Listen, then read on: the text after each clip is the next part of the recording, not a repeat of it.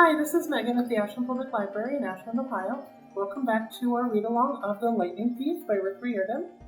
When we last left off, Percy Jackson and his friends had finally made it to LA. They got a gift and a warning from Poseidon, and then they had to fight off a waterbed salesman. So, let's see what happens in Chapter 18. Annabeth does obedience school. We stood in the shadows of Valencia Boulevard, looking up at gold letters etched in black marble. DOA Recording Studios. Underneath, stenciled on the glass doors, no solicitors, no loitering, no living. It was almost midnight, but the lobby was brightly lit and full of people. Behind the security desk sat a tough-looking guard with sunglasses and an earpiece. I turned to my friends. Okay, you remember the plan? The plan, Grover gulped. Yeah, I love the plan. Annabeth said, what happens if the plan doesn't work? Don't think negative. Right, she said. We're entering the land of the dead, and I shouldn't think negative. I took the pearls out of my pocket, the 3 milky spheres the Red had given me in Santa Monica.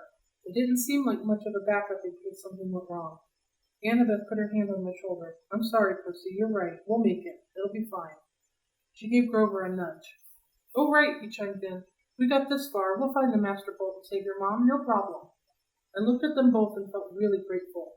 Only a few minutes before, I'd almost gotten them stretched to death on deluxe waterbeds, and now they were trying to be brave for my sake, trying to make me feel better. I slipped the pearls back in my pocket. Let's whoop some underworld butt. We walked inside the DOA lobby. Muzak played softly on hidden speakers. The carpet and walls were steel gray. Pencil cactuses grew in the corners like skeleton hands. The furniture was black leather, and every seat was taken. There were people sitting on couches, people standing up, people staring out the windows or waiting for the elevator. Nobody moved or talked or did much of anything. Out of the corner of my eye, I could see them all just fine, but if I focused on any one of them in particular, they started looking transparent. I could see right through their bodies.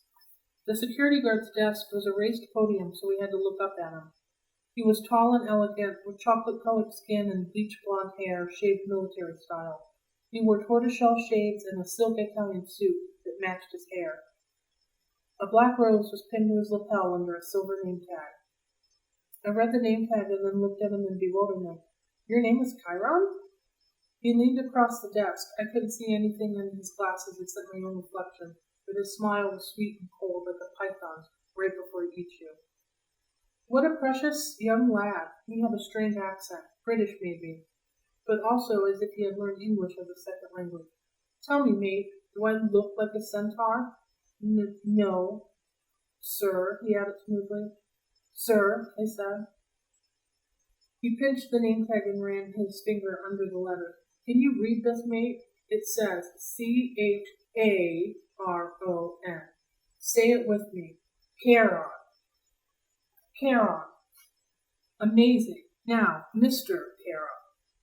Mr. Charon, I said. Well done, he sat back. I hate being confused with that old horse man. And now, how may I help you, little dead ones? His question caught in my stomach like a fastball. I looked at Annabeth for support. We want to go to the underworld, she said. Charon's mouth twitched. Well, that's refreshing. It is, she asked. Straightforward and honest. No screaming, no. There must be a mistake, Mr. Charon. He looked us over. How did you die then? I nudged Grover. Oh, he said, drowned. In the bathtub. All 3 of you? Charon asked. We nodded. Big bathtub. Charon looked mildly impressed. I don't suppose you have coins for passage. Normally with adults, you see, I could charge your American Express or add the ferry price to your last cable bill. But with children, alas, you never die prepared. Suppose you'll have to take a seat for a few centuries. Oh, but we have coins. I set 3 golden drachmas on the counter, part of the stash I'd found in Krusty's office desk.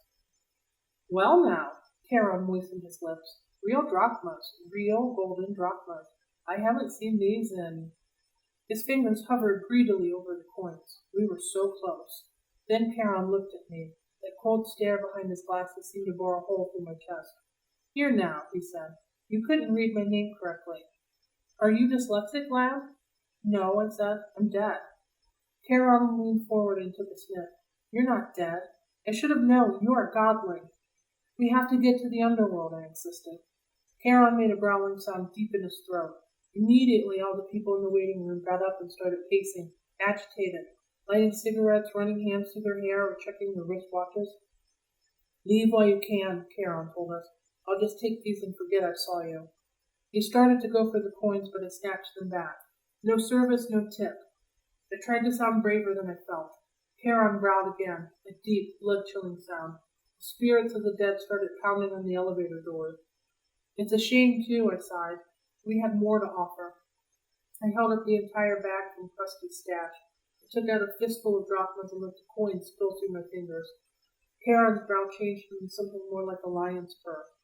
You think I can be bought, godlings, eh? Just out of curiosity.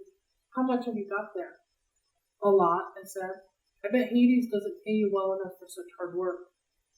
Oh, you don't know the half of it. How would you like to babysit these spirits all day? Always, please don't let me be dead, or please let me across for free. I haven't had a pay raise in 3,000 years. Do you imagine suits like this come cheap? You deserve better, I agreed. A little appreciation, respect, good pay. With each word, I stacked another gold coin on the counter. Charon glanced down at his silk Italian jacket as if imagining himself in something even better. I must say, lad, you're making some sense now, just a little. I stacked another few coins. I could mention a pay raise while I'm talking to Hades. He sighed. The boat's almost full anyway. I might as well add you three and be off. He stood, scooped up our money, and said, Come along. We pushed through the crowd of waiting spirits who started grabbing at our clothes like the wind, their voices whispering things I couldn't make out. Charon shoved them out of the way, grumbling, freeloaders. He escorted us into the elevator, which was already crowded with the souls of the dead, each one holding a green boarding pass. Charon grabbed two spirits who were trying to get on with us and pushed them back into the lobby. Right, now no one get any ideas while I'm gone, he announced to the waiting room. And if anyone moves the dial off my easy listening station again, I'll make sure you're here for another 1,000 years. Understand? He shut the doors, put a key card into the slot in the elevator panel, and we started to descend. What happens to the spirits waiting in the lobby? Annabeth asked. Nothing, Charon said. For how long? Forever, or until I'm feeling generous. Oh, she said. That's fair. Charon raised an eyebrow. Whoever said death was fair, young miss. Wait until it's your turn. You'll die soon enough where you're going. We'll get out alive, I said. Ha! I got a sudden dizzy feeling. We weren't going down anymore, but forward. The air turned misty. Spirits around me started changing shape. Their modern clothes flickered, turning into gray hooded robes. The floor of the elevator began swaying.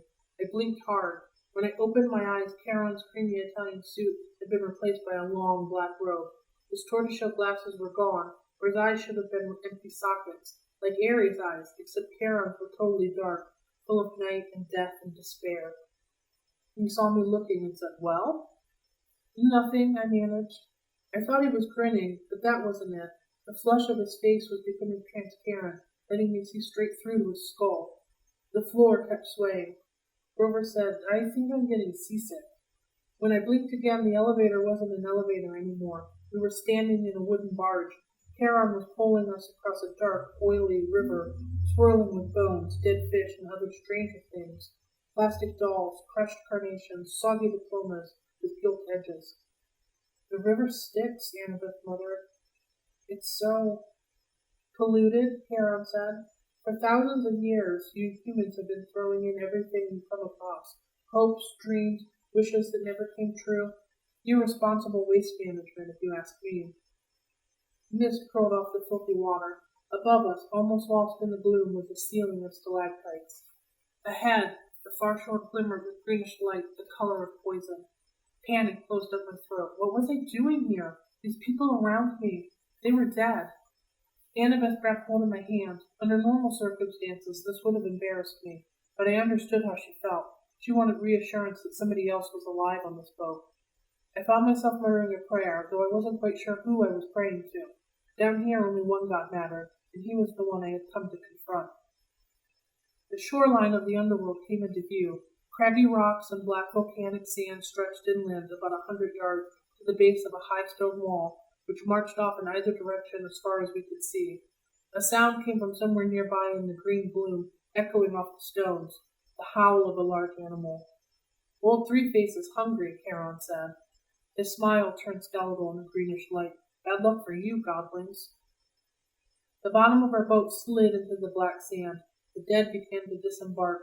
A woman holding a little girl's hand, an old man and an old woman hobbling along arm in arm, a boy no older than I was, shuffling silently along in his gray robe. Charon said, I wish you luck, mate, but there isn't any down here. Mind you, don't forget to mention my pay raise. He counted our golden coins into his pouch and took up his pole. He warbled something that sounded like a Barry Manilow song as he ferried the empty barge back across the river. We followed the spirits up a well-worn path. I'm not sure what I was expecting. Pearly gates or big black portcullis or something. But the entrance to the underworld looked like a cross between airport security and the Jersey Turnpike. There were 3 separate entrances under one huge black archway that said, You are now entering Everest. Each entrance had a pass-through metal detector with security cameras mounted on top. Beyond this were toll booths manned by black-robed fools like Charon. The howling of the hungry animal was really loud now, but I couldn't see where it was coming from. The 3-headed dog, Cerberus, who was supposed to guard Katie's door, was nowhere to be seen. The dead queued up in 3 lines, 2 marked attendant on duty and 1 marked easy death. The easy death line was moving right along. The other 2 were crawling. What do you figure? I asked Annabeth. The fast line must go straight to the Asphodel Field, she said. No contest. They don't want to risk judgment from the court because it might go against them. There's a court for dead people? Yeah, 3 judges. They switch around who sits on the bench. King Minos, Thomas Jefferson, Shakespeare, people like that. Sometimes they look at a life and decide that person needs a special reward, the Fields of Elysium. Sometimes they decide on punishment. But most people, well, they just lived. Nothing special, good or bad, so they go to the Asphodel Fields. And do what? Grover said, Imagine standing in a wheat field in Kansas. Forever. It's harsh, I said. Not as harsh as that, Grover muttered. Look. A couple of black-robed fools had pulled aside one spirit and were frisking him at the security desk. The face of the deadpan looked vaguely familiar. He's that preacher who made the news, remember? Grover asked. Oh, yeah, I did remember now. He'd seen him on TV a couple of times at the Yancey Academy dorm. He was this annoying televangelist from upstate New York who'd raised millions of dollars for orphanages and then got caught spending the money on stuff for his mansion, like gold-plated toilet seats and an indoor putt-putt golf course. He died in the police chase when his Lamborghini for the Lord went off a cliff. I said, what are they doing to him? Special punishment from Hades, Grover guessed. The really bad people get his personal attention as soon as they arrive. The kindly ones will set up an eternal torture for him. The thought of the Furies made me shudder. I realized I was in their home territory now. Old Mrs. Dodds would be licking her lips with anticipation. But if he's a preacher, I said, he believes in a different hell. Grover shrugged. Who says he's seeing this place the way we're seeing it? Humans see what they want to see. You're very stubborn, persistent that way. We got closer to the gates. The howling was so loud now it shook the ground at my feet, but I still couldn't figure out where it was coming from. Then, about 50 feet in front of us, the green mist shimmered. Standing just where the path split into the 3 lanes was an enormous, shadowy monster. I hadn't seen it before because it was half-transparent like the dead. Until it moved, it blended with whatever was behind it. Only its eyes and teeth looked solid, and it was staring straight at me. My jaw hung open. All I could think to say was, he's a Rottweiler. I'd always imagined Cerberus as a big black mastiff, but he was obviously a purebred Rottweiler, except of course that he was twice the size of a woolly mammoth, mostly invisible, and had 3 heads. The dead walked right up to him, no fear at all. The attendant on duty lines parted on either side of him. Easy death spirits walked right between his front paws and under his belly, which they could do without even crouching. I'm starting to see him better, I muttered. Why is that? I think, Annabeth moistened her lips, I'm afraid it's because we're getting closer to being dead. The dog's middle head craned towards us. It sniffed the air and growled. It can smell the living, I said. But that's okay, Grover said, trembling next to me, because we have a plan. Right, Annabeth said. I'd never heard her voice sound quite so small. A plan. We moved toward the monster. The middle head snarled at us, then barked so loud my eyeballs rattled. Can you understand it? I asked Grover. Oh yeah, he said. I can understand it. What's it saying? I don't think humans have a four-letter word that translates exactly. I took the big stick out of my backpack. A bedpost had broken off Krusty's Safari Deluxe floor model. I held it up and tried to channel happy dog thoughts toward Severus. Alpo commercials, cute little puppies, fire hydrants. I tried to smile like I wasn't about to die. Hey, big fella, I called up. I bet they don't play with you much. Growl. Good boy, I said weakly. I waved the stick. The dog's middle head followed the movement. The other two heads trained their eyes on me, completely ignoring the spirits. I had Severus's undivided attention. I wasn't sure that was a good thing. Fetch! I threw the stick into the gloom, a good solid throw. I heard it go kersploosh in the river Styx. Severus glared at me, unimpressed. His eyes were baleful and cold. So much for the plan. Severus was now making a new kind of growl, deeper down in his three throats. Grover said. Percy? Yeah? I just thought you'd want to know. Yeah?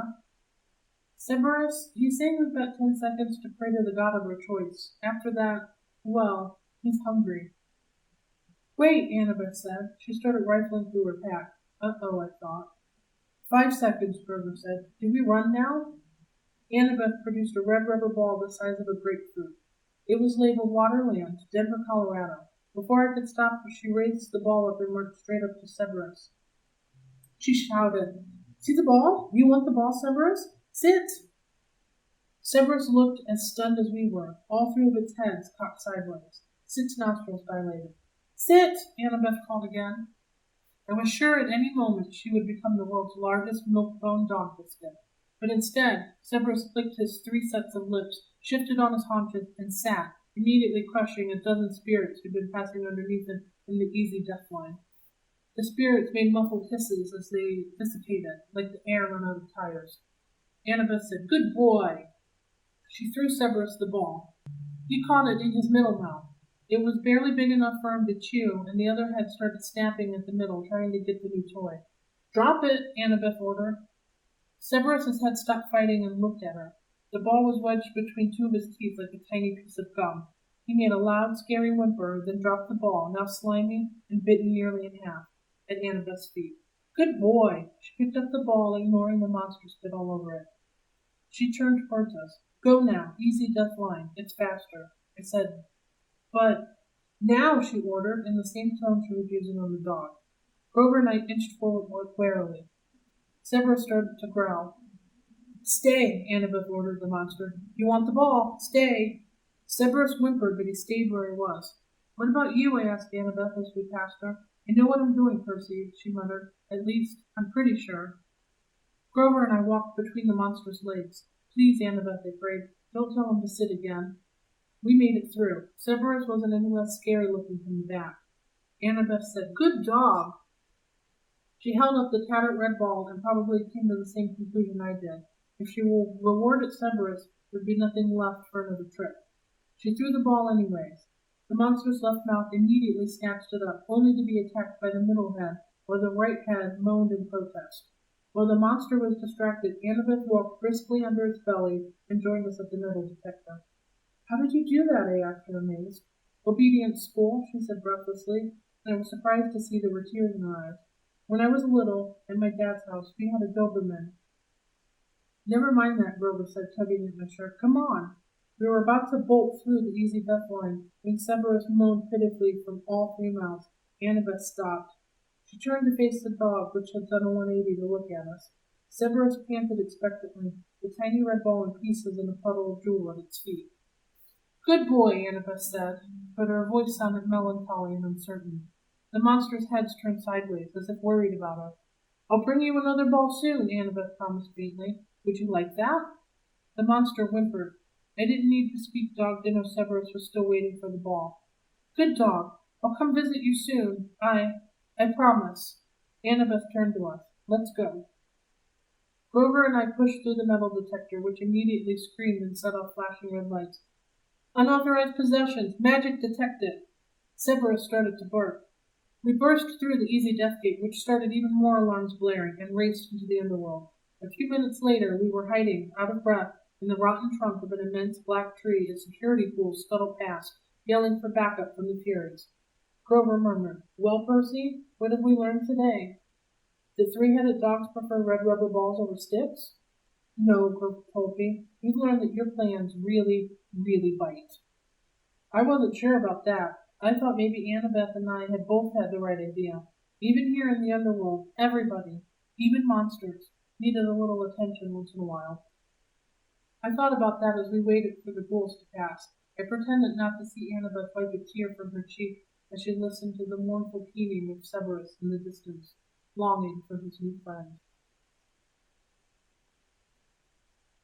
All right, that's the end of chapter 18.